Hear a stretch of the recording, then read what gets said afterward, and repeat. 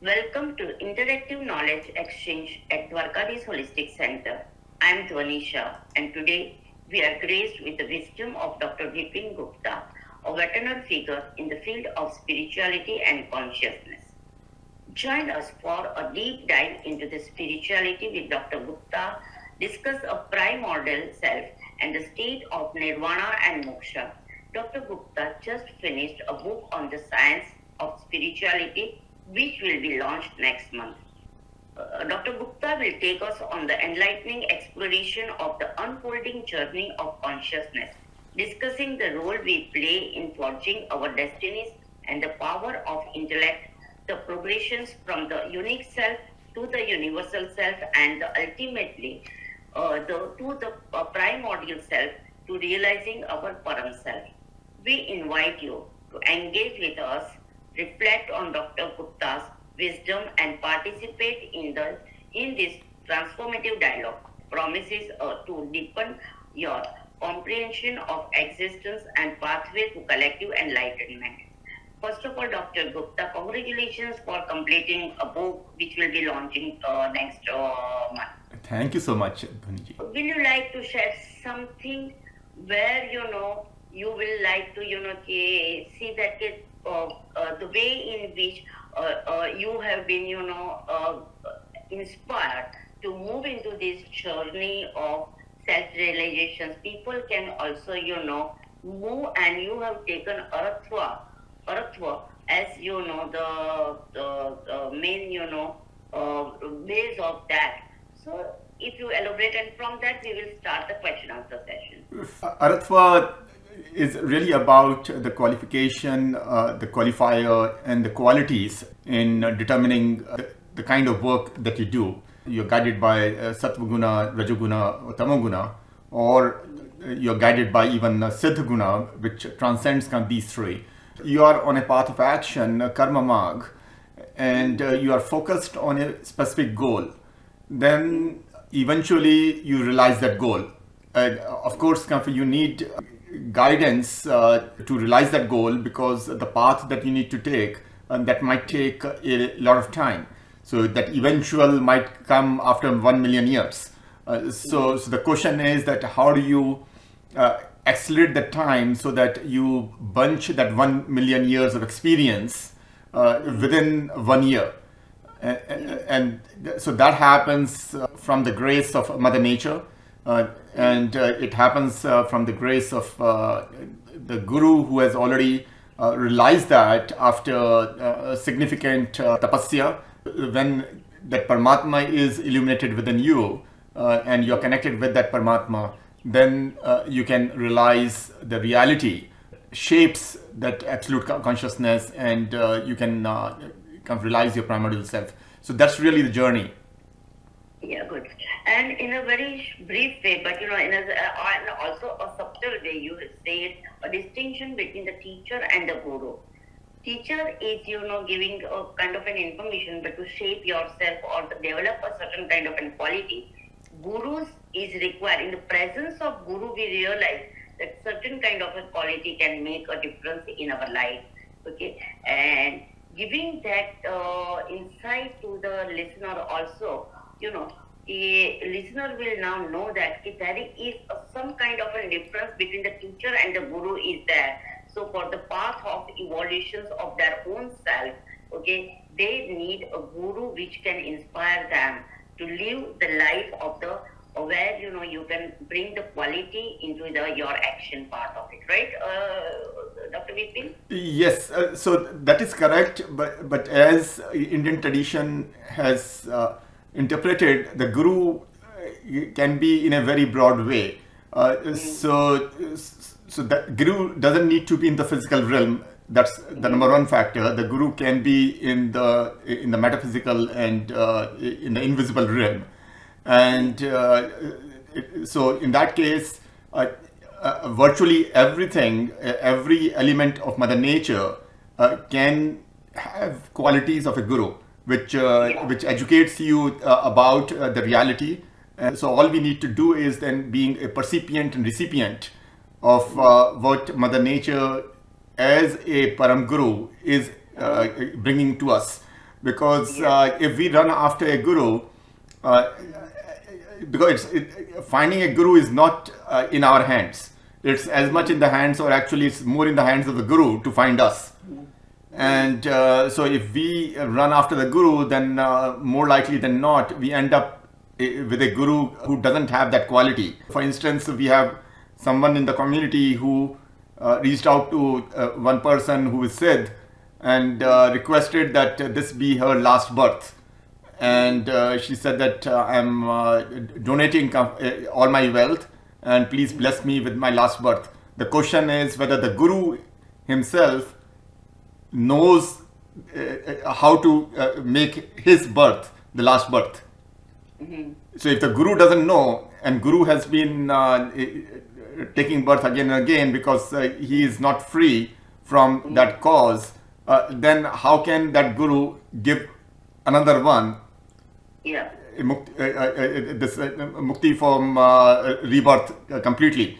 So that's what we have to look at. Yeah, and as you rightly said, that the guru, if that light is not within him, we will not be getting that kind of an inspiration also. So that is also true. At the same time, as you have told, that we have to find out, it is a metaphysical thing. From each and everything, if we will start learning, then some point of time, the guru will come, and towards us. And we cannot reach out to the guru, right? Absolutely. Absolutely, yes.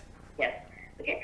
So, beautifully you have explained that the importance of the guru is not lies on the person to whom we select, but starting learning from each and everything around us, surrounding us, and from that, if we will take a step, certainly the guru will come in our life. Okay. So the key word in Indian wisdom is that become a patra, become a supatra. And so if you are a patra, then a guru will come to give you that wisdom that you are you have made yourself the patra of. Yeah, but the beautifully what you have explained. Right now, forget about all the things. Start learning around you, whatever the is surrounding you. Start learning from each and everything.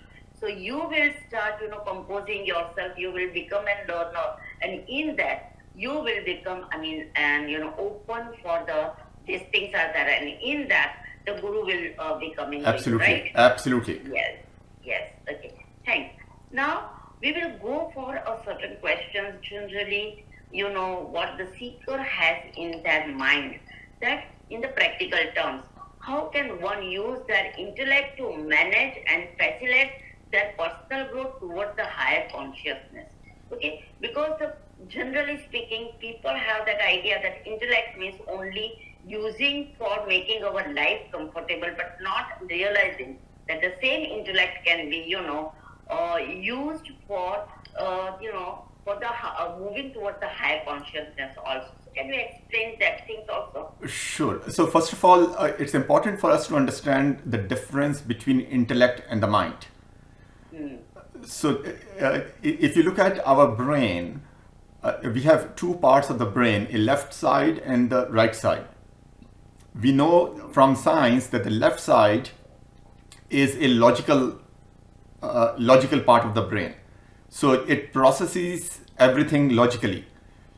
And that left side is called intellectual body. So intellect kind of has that body which is the left side of the brain. So intellect is present in that. But on the other hand, the right side is the creative side, which imagines things without any limit.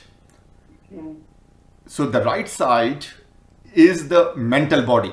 So that's the mind is within our right side of the brain. So essentially the intellect is our agent with a specific responsibility designated for it when we assign it a body for incarnating as a seed of creation which flowers characteristics of a creature within us and implants the character of the creator without us into us so that we become a potential creator by branching out our soul. So let me break it down. What intellect is doing, what our intellectual body or left side of the brain is doing, is whatever we are sensing as the reality of the creator without us. That is, we are extroverting our vision and we are looking around our surroundings. And that surroundings are being sensed by our sense organs and they are being fed to the intellect to process. Whatever are the characteristics of the creator in those elements, whether we are seeing our children, whether we are seeing trees, animals, different elements that are being created, man-made, we want to become a potential creator by understanding the reality of that. So our intellect processes that understanding. Our left brain is a process. It breaks down everything into process so that a holistic understanding can be created by the mind. And that's what is giving us a characteristic of a creature. By processing that holistic understanding helps us be the creature that we are. And then we branch out whatever consciousness we have created as our soul, and when we share it with everyone else as a guru, as a leader. So essentially the responsibility for the intellect is to process the smell of reality, the sense organ services for programming technological growth of the imaginary into real. Yeah. While producing an illusion of complexity as a byproduct. So let me again break it down. So the mind imagines something, that because mind is always trying to imagine things beyond what exists currently. Because mind wants us to be a potential creator, a perfect creator, a creator who goes beyond the creation which already exists. It wants us to create something new, put our own imprint on that creation. So we imagine that maybe we can create a mobile phone, maybe we can create this artificial intelligence, maybe we can create a rocket. So that's the imagination. And then intellect helps us process that into reality to make it real. And when imaginary becomes real, we know from mathematics that imaginary element and the real element makes a complex element. So two additions of imaginary plus real is the definition of complex. Therefore, that complexity that we see, that people say that the life is complex, that's an illusion, that's a maya. And that maya is the byproduct. The complexity is a byproduct of this production of real from the imaginary. So by performing to transform the complexity of technological input into the simplicity of technological growth, the brain helps us profit from developing the body's potential to present our primordiality as a primordial greeter to the self. So let me again break it down. So the technological input, the input that is helping us give a form to the creation that we create as a potential creator, that is complex because it's a translation of imaginary into real. So it has become complex. So what a brain is doing is it's simplifying things for us. So that simplicity is leading to a form of growth. Because that growth is something then that it becomes natural and everybody can understand, even child can understand. No, the way in which you have explained is so beautifully, okay? And if we will put it in a very much in the practical way which you have explained so nicely, that what the maya is. Maya is not that the complexity which has been created by which we are getting identified with that. Okay, that is a maya. A simple example. If we are hungry, hunger is real, but our identifications with the hunger is and maya is that. The complexity arises when we are connecting that things with the identity. Okay, so this is what I have understood, and the listener it will be easier for the listener also if you will make it simplify like this, so that they can look into that practical routine life and they can understand what is the maya and what is our identification is that.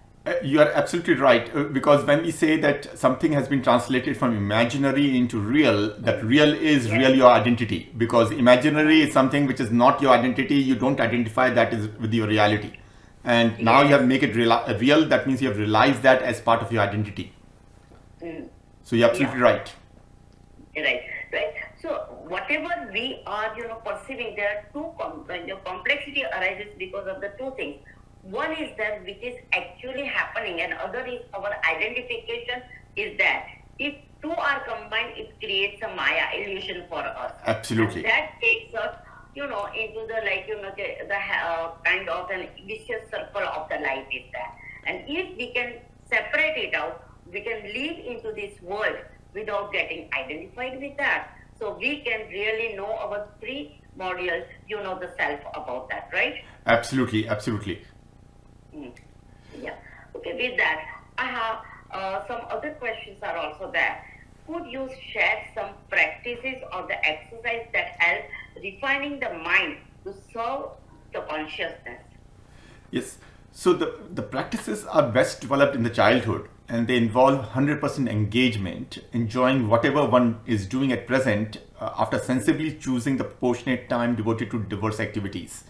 So as a child, one does not have to choose the proportionate time because the family decides the sensible priorities for the child using the wisdom embodied within the social culture.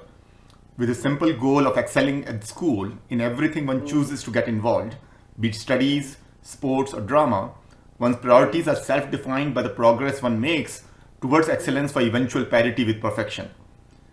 So, with practice, excellence transforms into proficiency in deciding the priorities in life and allocating time for different priorities, even when not knowing the timelines when those priorities will shape into products which produce the desired results.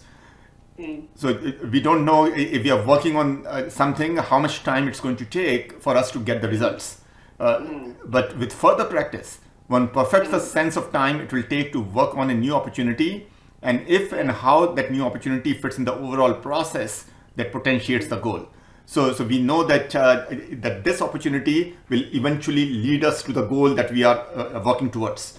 And when everything that we do is convergent towards that goal, then that goal materializes before in our lifetime, and before we leave this birth. Yeah, So, a good way that how we can practice or the exercise the help of refining the mind to serve the consciousness.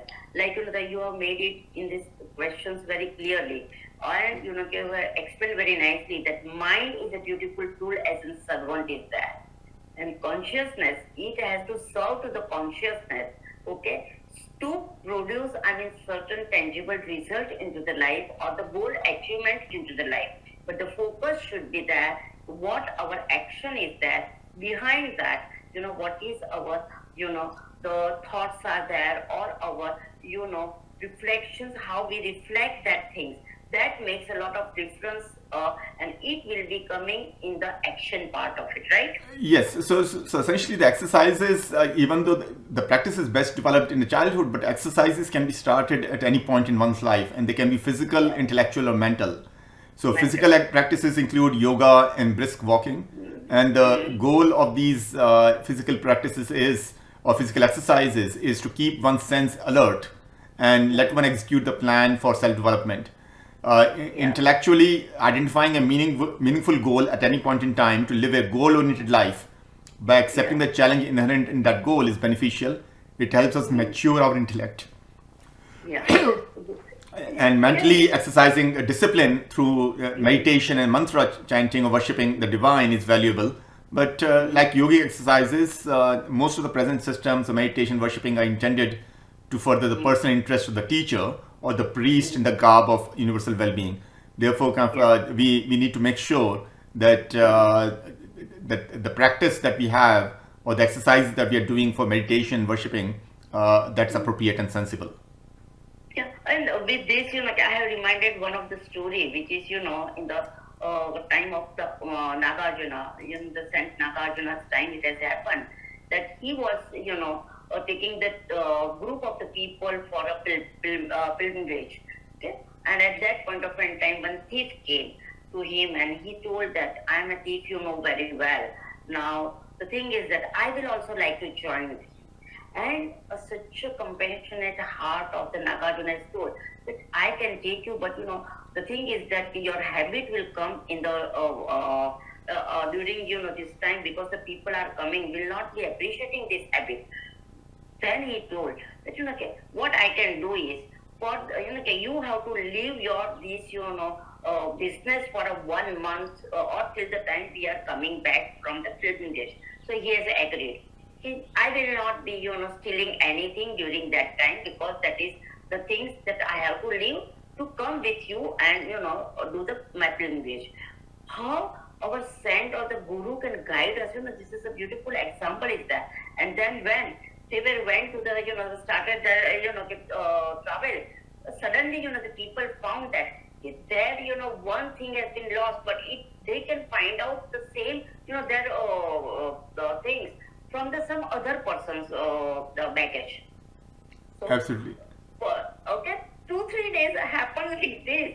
So people went to Nagarjuna and told that what is happening, and this is what has happened to us. He said, I know that what it is. Then he called that the thief and told, okay, you have told me you will not be stealing. He said, I am not stealing, but in the night, what can I do? Because I have got the habit from Right. my childhood. So what can I do? But I'm not stealing, but I'm becoming playful about it. I take one object from one person, put it into another, so my whole night goes. Right. Yeah. So once you have practiced something, then that comes naturally. It's effortless. You have to do it. But the guru is there who can guide that how your mind gets served to the consciousness, irrespective of whatever the habits you have. And that is what has been reminded with Right. this example is that. So I thought of sharing that story also. Oh, thank you. That's a wonderful story. Yeah. Okay. Now I will ask you one more, going to the another question. How does one begin to identify and fulfill their role in contributing the collective enlightenment? So the first step for one to contribute to collective enlightenment is the development of clarified consciousness. Clarified consciousness is the energy that brings clarity to everyone's consciousness and leads to everyone's self-enlightenment. So when each cell of the body is self-enlightened, others are naturally attracted to the white color sentient light of the enlightened self. Thus one fulfills the role of contributing to collective enlightenment effortlessly as a primordial one in the spirit of brotherhood by leveraging the power of the cell's sisterhood. So cell, we know that it's a daughter cell, so there's a sisterhood within the cell, and that produces that spirit of brotherhood within us. So if we have clarified consciousness, automatically each cell of our body becomes the mechanism or the medium to create external enlightenment. So that's why in India the focus always has been on self-enlightenment. Self-enlightenment. Yeah, and as you told, that's very true. So in our action, we have to bring that quality, what you have explained into the first question itself, the bringing the quality into the action part of it, which will influence the collective, the people around us, and bring and can get the message that our role as a human being is not just to live for the survival life or to, or for the reproduction life. There is something more in that. It is about the playfulness about it, and we are able and capable of changing that. Now, if one person is getting that realization, if that person can change that, in the action part of it, that behavior will come like a Buddha. Absolutely. In his presence, okay, the wild animal around him, 3 kilometers around him, will be forgetting his wild nature was that. Mahavira's life also that kind of an incident is that. Okay, where people used to forget their wild nature and animal used to forget their wild nature, and they will be living together with each other was there.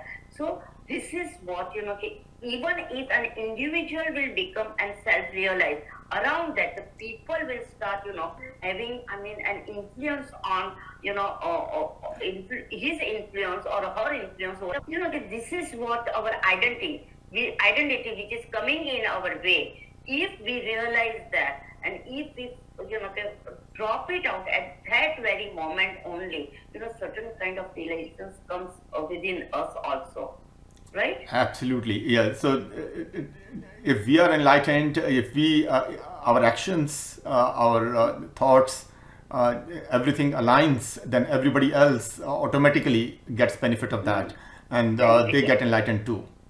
Yeah, yeah.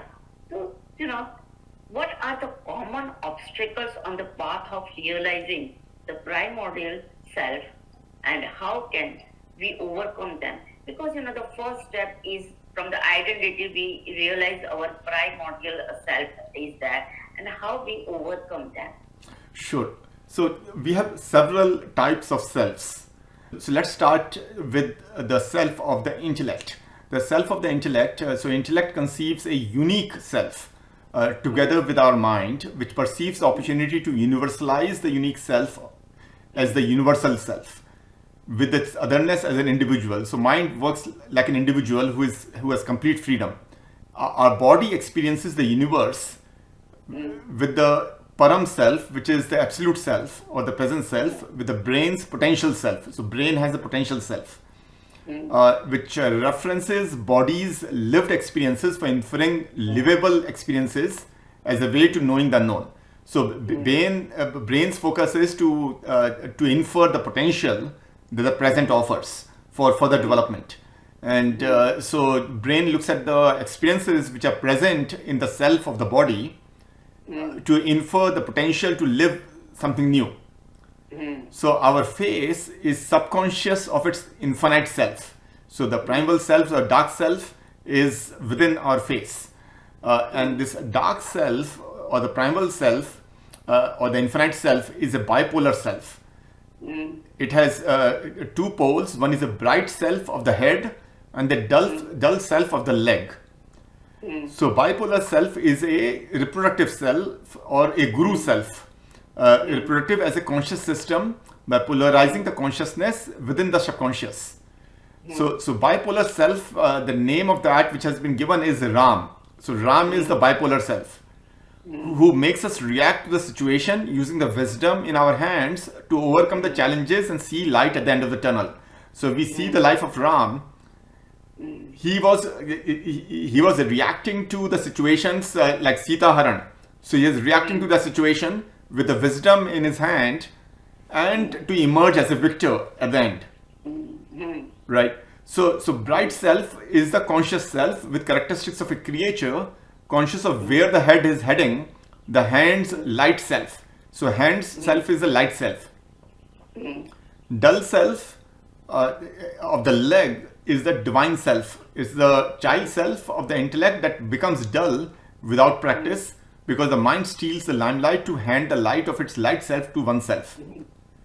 So as you shared that playfulness. So playfulness is a divine self. It's like that like time which is always changing, which always want to do some prakriya, right? So that playfulness is part of the divine.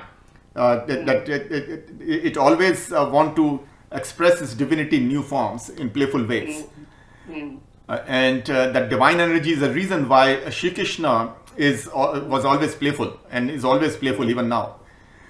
So one self is a self of the nose, which smells the reality of the primordial self within the consciousness for leading us to an enjoyable path of action, for generating the intended reaction, so that the challenging path of reaction becomes unnecessary after an action is tended by another, unaware of our reality. So the path of reaction is needed only if you are not on the path of action. So if you are path of action, then that challenge will not emerge. Yeah. So oneself, because oneself has the consciousness of the primordial self, therefore oneself has been identified as Param Siddhi. Yeah. So the Hindi, that Sanskrit translation of oneself is Atmatva is Param Siddhi. That's the primordial goal. So our reality is the reality of all togetherness. So it's not otherness of an individual. It's not togetherness of a collective, but it's the all togetherness of three bodies. What are those three bodies? The three bodies, first body is an astral body. Astral body is a conscious body, but it's real. In our physical body, astral body is known as brain body. So brain as a body is the conscious body. It's the astral body. That's the one which we leave from the body when we do astral projection. Our brain leaves with this body in a subtle form. Then the etheric body. So what's the etheric body? Etheric body is a facial body. So our face has all the vibrations of everything that we have lived in the past. So that shows up on the face. So if somebody is a face reader, by reading our face, they can tell us our past, present, and future. Because our face body is the etheric body. And the causal body is the sympathetic body, sympathetic to the cause of our primordiality. And in biology, we know that sympathetic system it influences our upper body. And parasympathetic system is part of our lower body. So causal body is everything in our upper body is that potential for us to realize our primordiality. So even if we don't have any legs, if we cut off the legs, there are a lot of people who lose their legs, they still survive because they still have that causal body with them. But if you take out the middle part of the body, then you don't survive. Right? So just with the legs and the face, you cannot survive. So you need that sympathetic body. That's a causal body, which is sympathetic to the cause of our primordiality, and because that embodies that primordiality. As a result, if we have only the upper body with us, we can still live. Because primordiality means uttamta. Uttamta never dies. So that's eternal. So our reality is self-same when we consider mental body, intellectual body, and physical body. So those are again three bodies. So mind, intellect, and body. So mind becomes mental body, intellect becomes intellectual body, and body takes physicality to become physical body. Yeah. Right? And because intellect acts as like one, mind reacts like two, and the body interacts like three for activating a growth of 6. Which transforms 1 into 16, and that 16 is our reality as a primordial greeter. And we know that 6 is cell in biology divides itself into 2 cells, and 2 cells divide themselves into another 4 cells. So the growth of 6 is the natural type of growth in nature. Another element important is the primordial self is Shri Krishna, who takes us to the path of devotion to the primordial self by illuminating the path of knowing ourself with the eyes of oneness. With oneness, our eyes shape the I into the primordial greeter of the 3 bodies, which embody the consciousness of the 3 dimensions of time, to multiply the spirit of the 4 dimensional space into 12 bodies.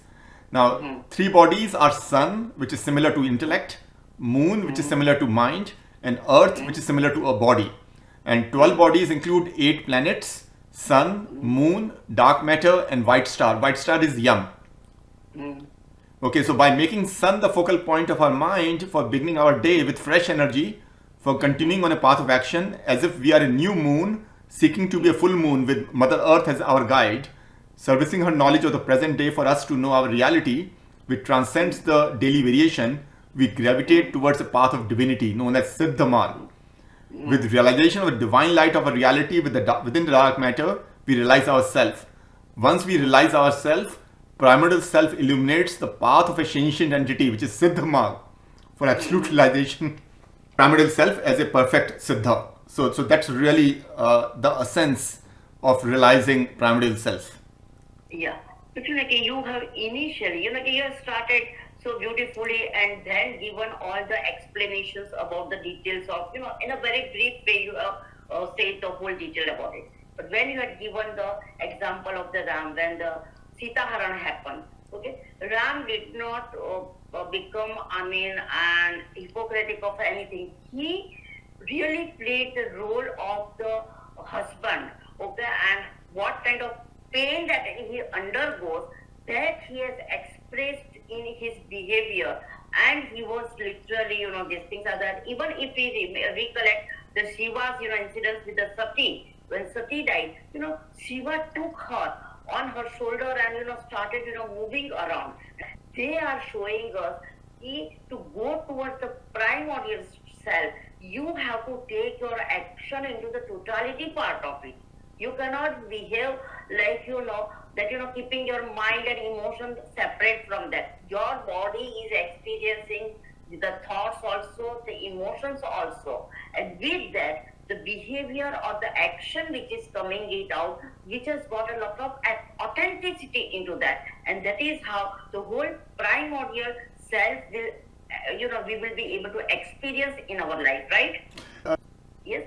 Okay. And another, things, as you have told very rightly, Krishna has played all his, the primordial self, but he has shown that he has not involved himself, he was not got identified with that. And Ram has showed that, through that you can become insensitive and you can release your identity with that. This is what my understanding is. Absolutely. So essentially, the path that Ram showed was path of reaction to anything wrong by destroying that wrong.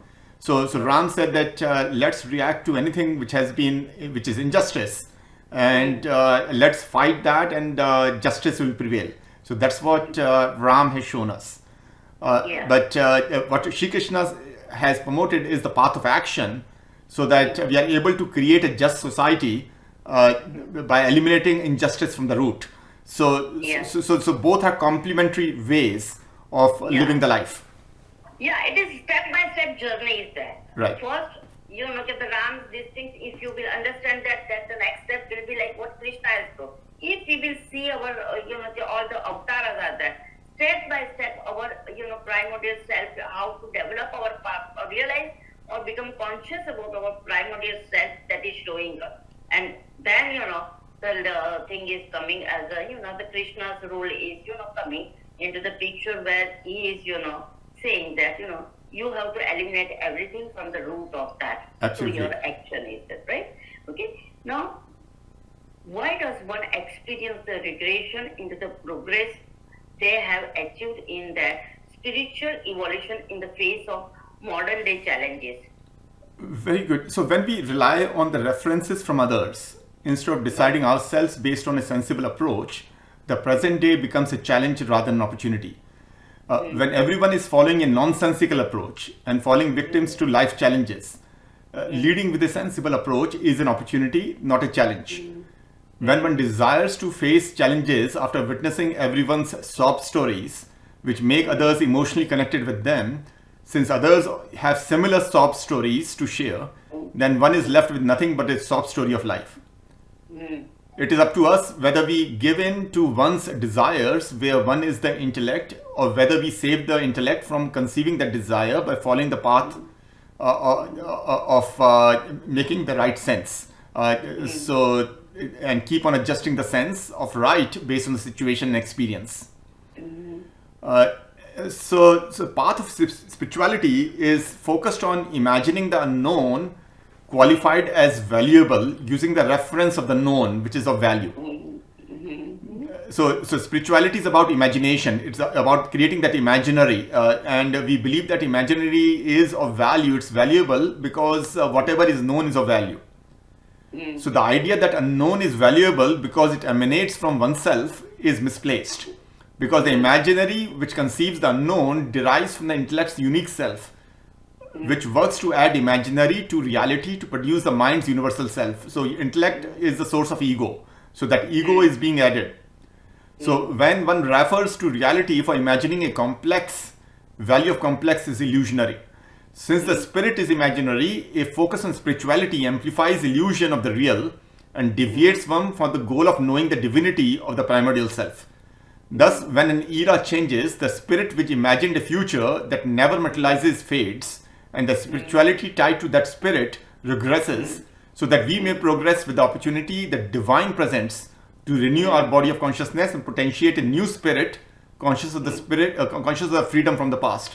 So spirit is always tied to a space, and space of imagination, and that imagination, after a period of time, that imagination fades, and therefore the spirituality goes away and new spirituality takes birth. So we get waves of spirituality until we realize the divine. Yeah, very nicely you have told about the modern day challenges. That modern day challenges are bringing every time a new thing, freshness into that, and that is the biggest challenge that we have.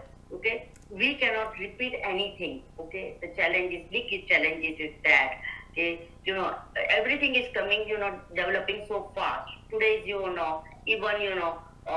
software is tomorrow's, out of date. It happens every time, whether it is a computer or on the mobile or everything gets updated, updated things are always there. And with that challenges, we have to see that how we can come and, face that challenges so that we can realize that whatever is fading it out, there is a freshness is coming out of that. Very nicely you have put that the spirituality is a circle. Something comes, fades away, and the new things are coming up. Something comes, fades away, and the new things are coming up. And you have given a very good example. For instance, suppose with your spirit of imagination, you created calculator. Now, calculator progressed for a while, but after a while it fades because iPhone has come, smartphones have come, and people now use just their smartphones to compute. So you don't need a calculator anymore. So essentially, kind of whatever your spirituality will lead you to conceive and imagine this or perceive the need for this calculator. That spirit is no longer valid. And it has sort of disappeared and subsumed within iPhone, and therefore a new spirit has taken birth. Yeah. So if we will put it in just one word, spirituality means always the freshness. Like a new, sprouting has to come every moment, like a tree. Okay, we have to always come out with the freshness of tree in our actions. And we should accept that, whatever it is there it has to come something new out of that. It may be calculator, it may be anything in the life, right? Yeah, so the difference is understanding the path of spirituality versus path of divinity. So path of spirituality is always variable. Because as you said, kind of freshness has to be there. So, but if you're refreshing yourself, then there's no continuity.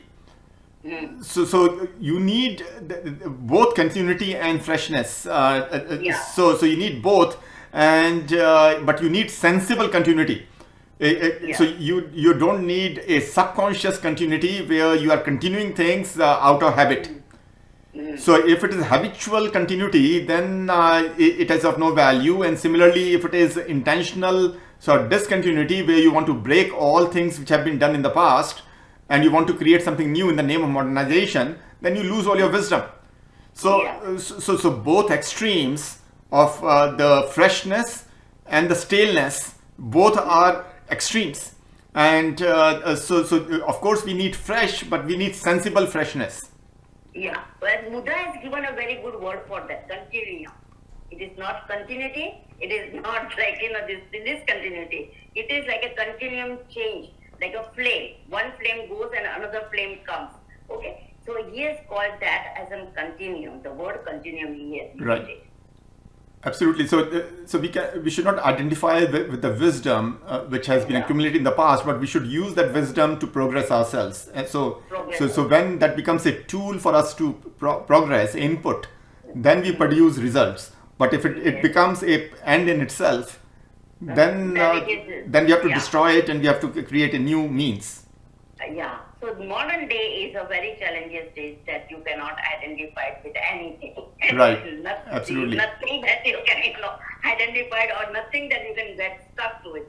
Okay, you have to be always alone. And the reason is that we have lost the sensible sense of proportion because everybody is saying something. And now everybody says that everybody is a guru. It seems that everybody knows everything. And when everybody knows everything, then essentially nobody knows anything. Nobody is true. Everybody has, now within a guru ka rafda ho gaya hai.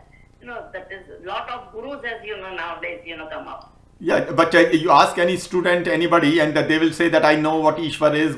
So everybody will have their own versions.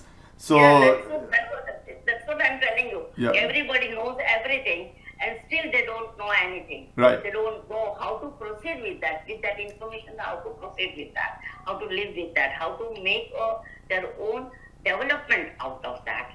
Right, because because they in their consciousness they have multiple versions of reality, and when there are multiple versions of reality, they don't know which one to focus on. Finally, how can one realize the freedom from the effects of both time and space and cause for one's birth, even after the states of the Nirvana and Moksha have been realized before one leaves the body? Very good. So let's understand what's the state of Nirvana and Moksha is. And if you look at Buddhism, the focus of Buddhism is to get Nirvana. The focus in India has been to get Moksha. So what's the difference between Nirvana and Moksha, and why one has to still incarnate even after the states of Nirvana and Moksha? So let me explain. So Nirvana is the joy of the freedom from the inner effect of time on one's future. So inner effect cycles the consciousness of the time we have lived for enjoying the time yet to live from the eyes of consciousness as a soul. So by personifying the eyes of the soul, we become like a soul. Nirvana is a freedom from becoming effect, so that we live life as a being in tune with the time without baggage from the past. So Moksha is the absolute joy. So Nirvana is the joy. Moksha is the absolute joy or the present joy, param joy, of freedom from the outer effect of space on one's present. So Nirvana is the freedom from inner effect of time.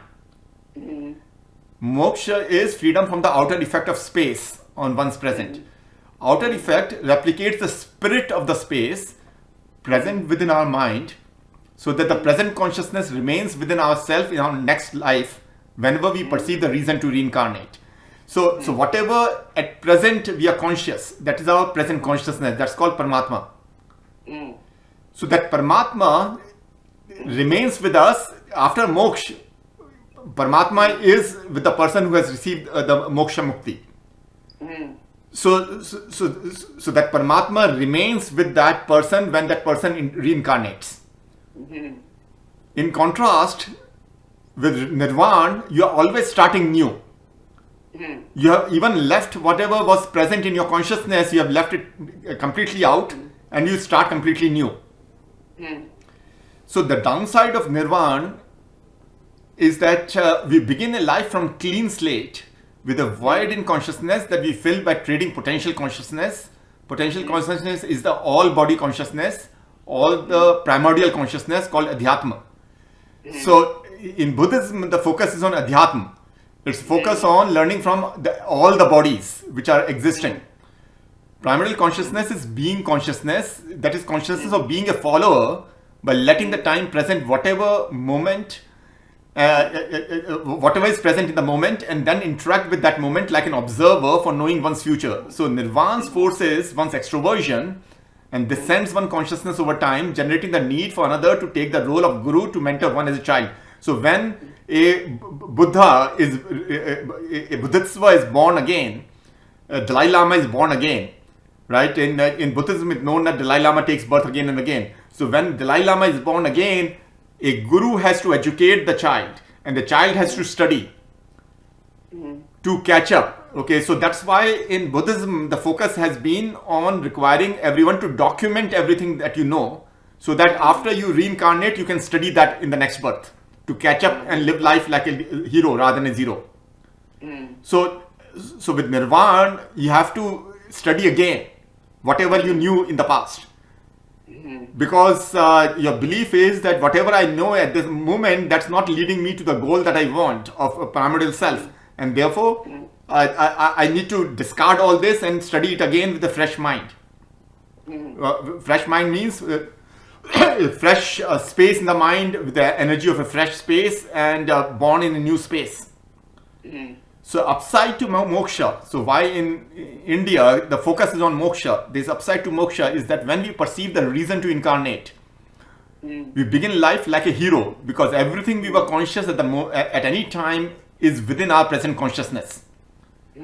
So usually what would happen is that we have lost everything, which we have lost the memory of whatever we knew in the past. But if you have realized moksha, then whatever you knew in the past, okay, but knowing is just the surface knowing. Whatever was present in your consciousness, that consciousness continues with you even in this birth. So it is our known reality, independent of whether we surface that reality as a thought body. Thought body is a causal body, Karan Shari. So when we have thoughts, then we surface that reality as our thoughts and as that we know are real. So the known reality is self-luminous as primordial consciousness. There is no need to devote time for trading what is self-luminous through a path of rituals for continuing the effect we produced for knowing what is knowable with our consciousness. Mainstream Hinduism, as I said, focuses on moksha and remains a desired goal for the enlightened people of India, while the side stream Buddhism, with a focus on Nirvana, could not sustain its roots in India. So reason is Siddh perceives a need to reincarnate after moksha mukti is the desire for knowing the potential beyond the present consciousness. So after moksha mukti, one may decide not to incarnate for up to 1 million years.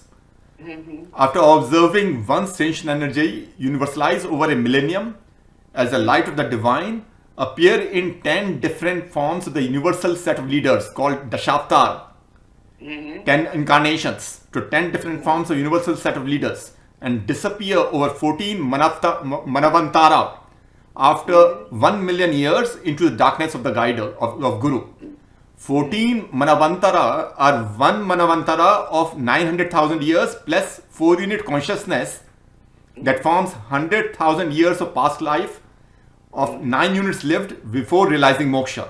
So when we say 900,000 years, it's not 900,000 years literally. It's so 14 manavantara is 1 manavantara plus 4 unit of consciousness. So 1 manavantara is 900,000 years and 4 unit of consciousness forms 100,000 years. 100,000 years comprises 1 unit of illusionary time, Kalman, formed by a star cycle. A star cycles itself in 90,000 years. Within 10,000 years of root cause chakra, which is Muladhara chakra. The root cause chakra is the astrological cycle which trades the effect of complex time of 130 years. Again, 130 years is 100 years and then 30 years broken down in some way, and I will explain that in a second. So that 100,000 years of 1 unit of sort of illusionary time, it includes a time cost of minus 10,000 years.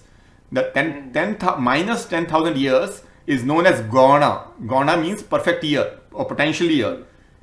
And that's the one cycle of Nirvana. After Nirvana Mukti, one may decide not to incarnate for up to 130 years. After observing one's guided energy reproduce within a unique set of followers and produce 3 subsets of 2. So 3 subsets, 2 means universes. So 3 subsets of universes within the space that supraset the leader as the one, the causation. So 3 subsets are Eastern religion, Western religion, and then the central region. The Western religion is sort of the Judaism and all the things in the West. Eastern religion is the Confucianism and everything which goes in the China, and the center is the Hinduism, the India.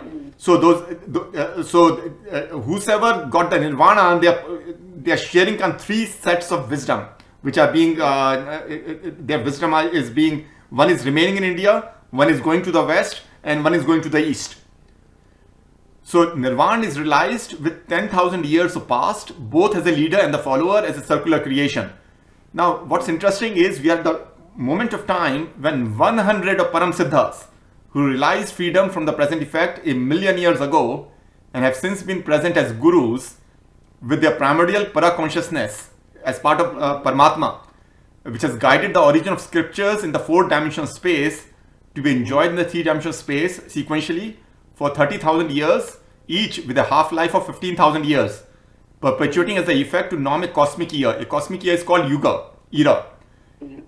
and yuga is of 45,000 years. So that's 90,000 years of infinity, Rajoguna, divided into 3 of 30,000 years, 3-dimensional space, with a half-life of 15,000 years. The continuity of that 30,000 years over time. So that's called 45,000 years of yuga. They are in the process of taking birth. The first of these births is going to be on July 1st, 2032. Others will follow in a sequence every leap year. All these births will be in India because these Param Siddhas were in India when they last left their body a million years back. They will each live for a much longer time than what is presently considered maximum possible for a human body. They will illuminate the truth of primordial self as they work on realizing absolute freedom from the reason why Mother Nature gave them birth in the first place. So even though they have realized moksha, they will come back again. So moksha does not give you absolute freedom. For absolute freedom, you need to realize primordial self.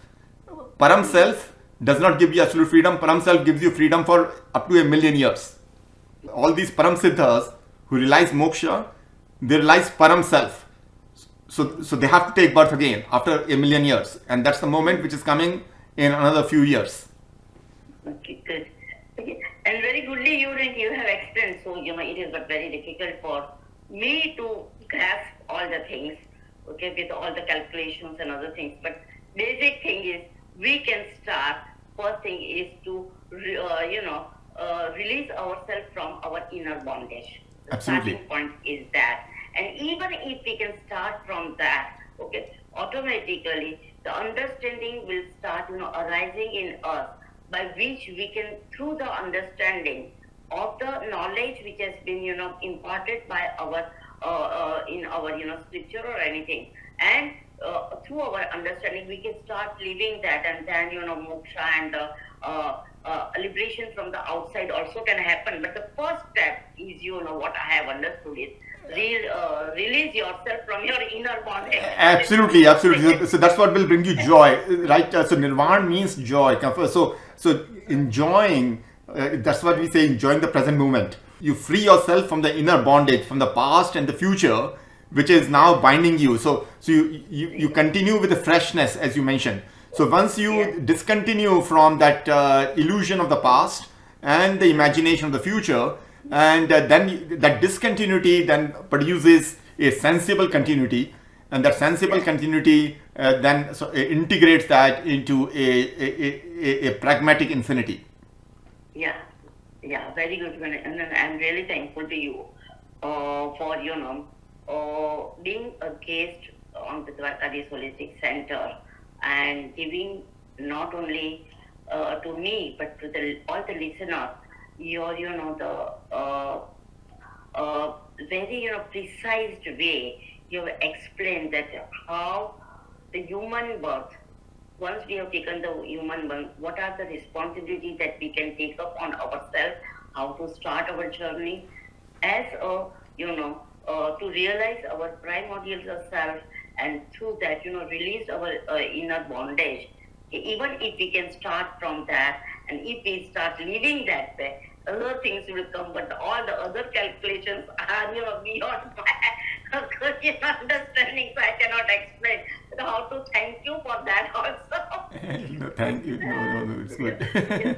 But I wanted to share that because a lot of people don't understand when they say that 900,000 years have been said, but there's a meaning to that 900,000 years.